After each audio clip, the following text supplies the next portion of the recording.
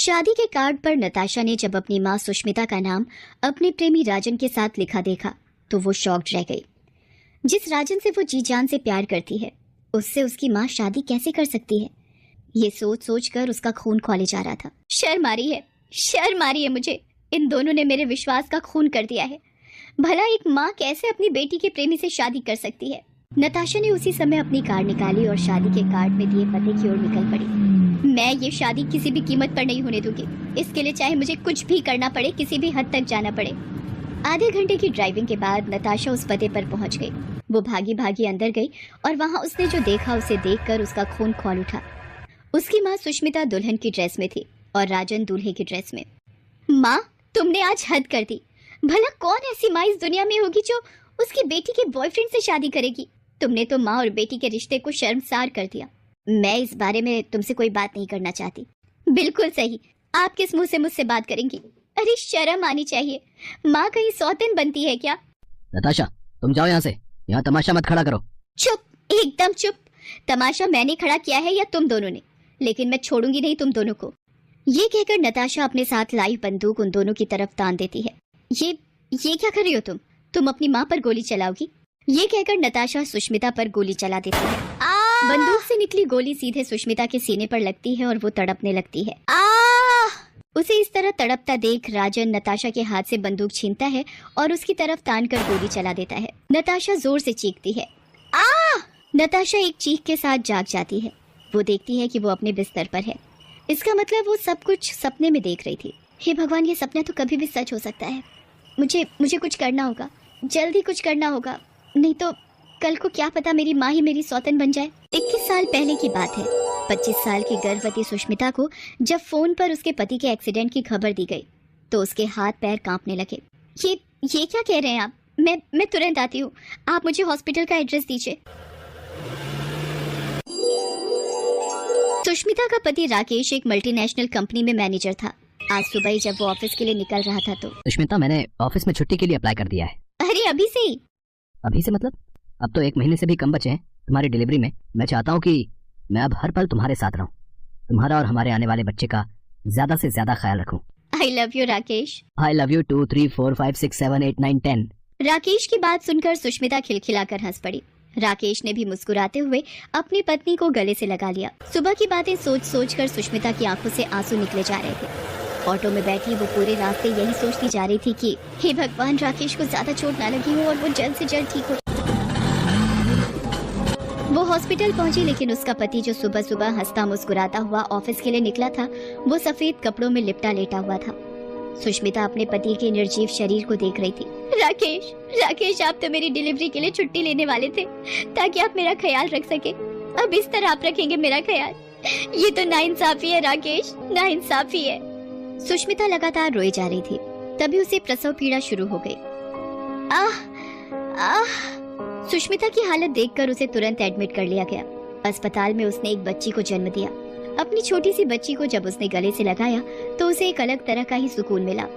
उस नन्ही सी बच्ची की नाक और आंखें बिल्कुल राकेश की तरह थी। सुष्मिता उसे प्यार से देख रही थी और उससे बातें कर रही थी। बेटी, मेरी बेटी, बिल्कुल राकेश की तरह हो तुम। राकेश कहाँ जाने वाला था मुझे छोड़कर? वो मुझे बहुत प्यार करता था ना, इसलिए तो उसने तुम्हें मेरी गोद में डाल दिया। 25 साल की छोटी सी उम्र में सुष्मिता विधवा हो गई। उसकी गोद में एक नवजात बच्ची भी थी। रिश्तेदारों ने कहा कि वो दूसरी शादी कर ले, लेकिन उसने सबसे यही कहा, मैं अपनी बेटी को खुद से पाल लूंगी। ये मेरे राकेश की निशानी है। मैं नहीं चाहती कि मैं दूसरी शादी करूं और मेरी बेटी को सौतेले पिता के साए में पालूं। सुष्मिता पढ़ी लिखी तो थी ही, उसे एक कंपनी में नौकरी भी मिल गई। वो अपनी बेटी नताशा का पालन पोषण ठीक से करने लगी। समय अपने पंख लगाकर उड़ता गया। नताशा आज 21 साल की है। सुष्मिता ने उसे उसकी माँ की तरह कम, एक दोस्त की तरह ज्यादा पाला है। दोनों एक दूसरे से बहुत प्यार करते हैं। एक दिन की बात है, सुष्मिता ऑफिस में थी, तभी नताशा का कॉल आया। मॉम, आज मैं कॉलेज से थोड़ा लेट आऊंगी। लेट? क्या बात है, कहीं जाना है क्या? वो माँ, आज कॉलेज के बाद मूवी का प्लान है तो कॉलेज के बाद वहीं जाऊंगी। दिस इज नॉट फेयर, तुम अकेली फिल्म देखने जाओगी? अरे मॉम, अकेली नहीं, किसी दोस्त के साथ जा रही हूँ। दोस्त? कौन सा दोस्त? दोस्त का कोई नाम तो होगा। क्या मॉम, तुम भी? उसका नाम राजन है, मेरे साथ ही पढ़ता है। ओके ठीक है, एक काम करना, मूवी के बाद मैं वहीं सिनेमा हॉल में ही आ जाऊंगी और तुम्हें पिक कर लूंगी। उस दिन पहली बार राजन अपनी गर्लफ्रेंड नताशा की माँ से सिनेमा हॉल के बाहर मिला था। जब वो उनसे मिला तो वो कहीं से भी उसकी माँ नहीं लग रही थी। अरे आंटी, आप तो कहीं से भी नताशा की माँ नहीं लगती हैं, आप तो इसकी बहन लगती हैं। Good joke. By the way, तुम दोनों दोस्त ही हो या उससे कुछ ज्यादा? सुष्मिता के मुंह से ये सुनकर राजन थोड़ा झेंप सा गया तो नताशा ने कहा, क्या माँ, ये क्या सवाल है? देखो तो राजन तुम्हारे सवाल पर कैसे लड़कियों की तरह शर्माने लगा है। राजन को सुष्मिता की माँ से मिलकर बहुत अच्छा लगा। उनका खुला व्यवहार और दोस्तों की तरह ट्रीट करने की उनकी आदत ने राजन के दिल में उनके लिए एक खास जगह बना ली। उस दिन के बाद जब भी वो नताशा से मिलता, उसकी माँ के बारे में जरूर पूछता। अरे आजकल तुम मेरी कम मेरी माँ के बारे में ज्यादा पूछते हो, चलो तुम्हें घर ही ले चलती हूँ माँ से मिलाने के लिए। तो राजन को लेकर घर चली आई। सुष्मिता उसे देखकर बहुत खुश हुई। फिर तो उन दोनों ने घंटों बातें की। राजन को उनसे बात करना बहुत अच्छा लग रहा था। उसे पता ही नहीं चला कि नताशा की माँ से बातें करते करते कब रात हो गई।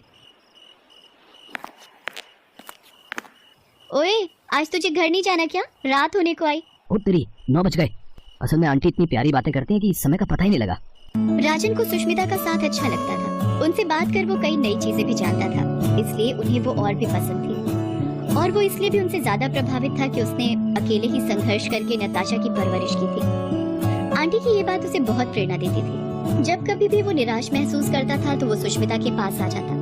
कभी कभी तो नताशा घर में नहीं होती तब भी। एक दिन की बात है, राजन और सुष्मिता हंस हंस कर बातें कर रहे थे। तभी नताशा बाहर से आई। उन्होंने उन दोनों को इस तरह हंस हंस कर बातें करते देखा तो वो लगभग चीखती हुई राजन से बोली, राजन तुम यहाँ हो? पता है तुम्हें मैंने कितने कॉल किए? तुमने मेरा फोन क्यों नहीं पिक किया? फोन? अरे कब किया तूने फोन? ये कहते हुए उसने अपना फोन निकाला। उसका फोन साइलेंट मोड में था। ये लो, मेरा फोन तो साइलेंट मोड में था, कैसे पता चलता? साइलेंट मोड में था या जानबूझकर कर दिया था? ये तुम क्या कह रही हो? नताशा के मन में शक का बीज लग गया था और वो राजन और अपनी माँ के रिश्ते पर शक करने लगी। अब जब कभी राजन उससे उसकी माँ के बारे में पूछता तो वो उसकी बातों का कोई जवाब नहीं देती। यहाँ तक कि वो हर पल अपनी माँ और राजन पर नजर रखने लगी थी। बहरहाल कुछ दिनों के बाद की बात है। उस दिन सुष्मिता की छुट्टी थी और राजन उनसे मिलने उनके घर पर आया हुआ था। नताशा उस समय कॉलेज में थी, लेकिन जब उसे राजन कॉलेज में नहीं दिखा तो वो समझ गई कि वो उसकी माँ से मिलने ही गया होगा। आज तो मैं इन दोनों के रिश्ते का भांडा फोड़ करके रहूंगी। नताशा भी अपने घर की ओर चल पड़ी। जब वो अपने घर पहुंची तो उसे राजन और अपनी माँ की बातचीत की आवाज सुनाई दी। उसे बहुत गुस्सा आया। वो दरवाजे पर ही उनकी बातें सुनने लगी। बेटा राजन, मैंने अपनी नताशा को बहुत प्यार से रखा है। तुम तो जानते हो ना, जब वो मेरे पेट में ही थी तभी उसके पापा गुजर गए। उस समय मैं सिर्फ 25 साल की थी। लोगों ने मुझे लाख कहा कि दूसरी शादी कर लो, लेकिन मैंने किसी की नहीं सुनी, क्योंकि मैं नताशा पर सौतेले पिता का साया नहीं पड़ने देना चाहती थी। हाँ, मैं अकेली थी। जिंदगी में बहुत परेशानियां भी आईं, लेकिन उन परेशानियों की आंच मेरी बच्ची तक मैंने कभी नहीं पहुंचने दी। राजन बेटा, मैं तुम्हारे आगे हाथ जोड़ती हूँ कि कभी भी मेरी बच्ची को कोई तकलीफ मत देना। तुम जानते हो, एक वही मेरे पति की निशानी है जिसे देख देख कर मैं जीती हूँ, नहीं तो मैं कब का टूट कर बिखर गई होती। आंटी, आप बिल्कुल फिक्र ना करें, मैं आपकी नताशा का बहुत ख्याल रखूंगा। उसकी जिंदगी में कभी कोई प्रॉब्लम नहीं आने दूंगा। ये वादा है एक बेटे का अपनी माँ से। बाहर खड़ी नताशा ने जब ये सब सुना तो उसकी आंखें भर आईं। वो क्या सोच रही थी और क्या निकला। उसने जल्दी से दरवाजा खटखटाया और अपनी